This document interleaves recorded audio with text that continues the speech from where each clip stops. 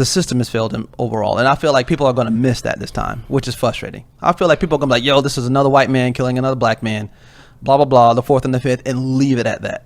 Or about the fact that my brother got arrested 42 times and no one helped him out of that.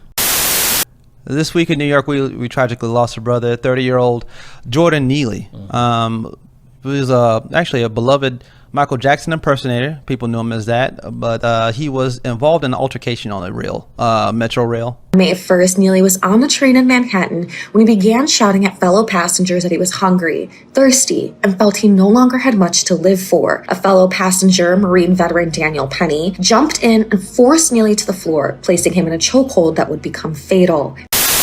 But apparently people are up in arms saying Daniel Penny should be put in prison, jail, whatever. He should be persecuted for this. And I feel like a lot of people are missing the major point in this one, and I think that's mental health. Because I'm gonna read this. Apparently, this is why I think it's mental health. All right, it says my boy Jordan Neely was arrested 42 times. Right. A lot of people will say, "Oh, this is a dangerous nigga," but I feel like this is a man who was failed by the system. I really feel like he was failed by the system, because if you're going to jail 42 times, that's a mental problem at that point. Yeah. You need help. And these people knew this boy's background, because they said at 13, they knew that his mother was brutally murdered by his stepfather, and he went into foster care. One of his best friends, his name was Larry, told him he suffered from mild autism and schizophrenia. And even his aunt went on the record that she had to check him in several times to the Bellevue Hospital of New York. And basically, they couldn't do nothing for him. They got her frustrated. Yes, it's wrong what Mr. Penny did to my boy, strangling him to death. That's uncalled for. But I feel like the system has failed him overall. And I feel like people are going to miss that this time, which is frustrating. I feel like people are going to be like, yo, this is another white man killing another black man, blah, blah, blah, the fourth and the fifth, and leave it at that. And not say anything about mental health or about the fact that my brother got arrested 42 times and no one helped him out of that. They have this whole dude's past. They know he suffers from schizophrenia. They know he suffers from autism, and they let him out. Like, if they helped this brother, I'm pretty sure he would have been alive today.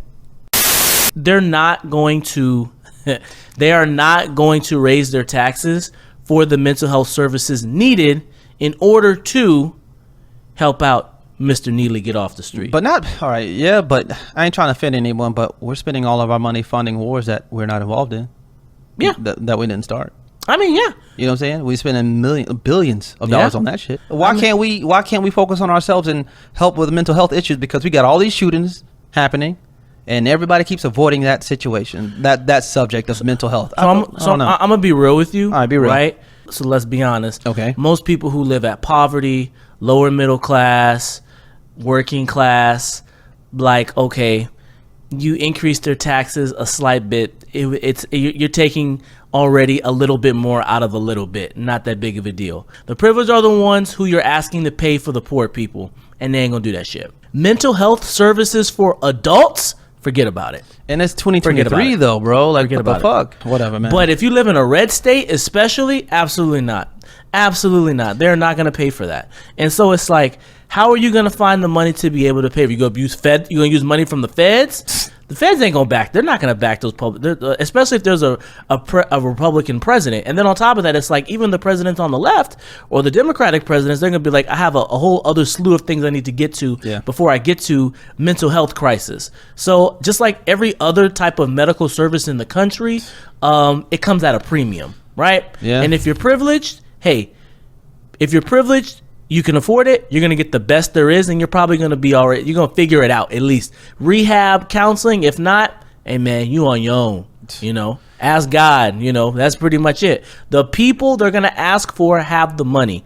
And how it works here in America, most times, the rich people are not going to fit the bill for the poor people. Not a chance. What's up, y'all? I'm Keith. This is your boy Eddie. And I appreciate you guys. Let's shoot it again. I messed up. What's up, guys? I'm Keith. And this is Eddie. And we want to say, guys, we appreciate you guys watching this entire video. And we would really appreciate it if you would like and subscribe. Okay, that was my line. But we appreciate it if you would like and subscribe. There's more coming where that came from. If I said that right. Yeah. More coming where that. Anyways, thank you for watching the video. Please like and subscribe. We will see you next time.